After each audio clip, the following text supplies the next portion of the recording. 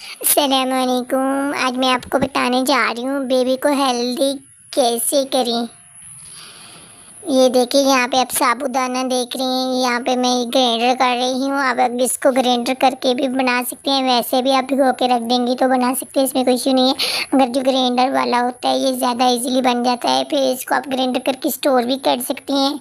यहाँ पे देखें, यहाँ पे मैंने साबूदाना ले लिया था और मैंने स्टोर करना था 1 मंथ के लिए। आप इसको स्टोर कर सकती हैं। और इसको बनाने का तरीका ये है कि आप इसको ना 1/2 टीस्पून ले लें और इसको भिगो दें पानी के लिए। 1-2 घंटे पानी में 1-2 घंटे के लिए छोड़ दें, फिर ये बिल्कुल नरम। ये 5 मिनट में तैयार हो जाता है, बहुत इजीली है।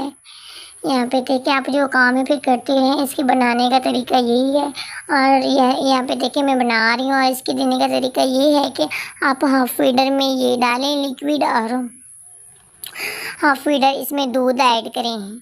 आपका बेबी अगर चीनी लेता है तो आप शुगर भी डाल के दे सकती हैं, हस्बे ज़ायक़ा।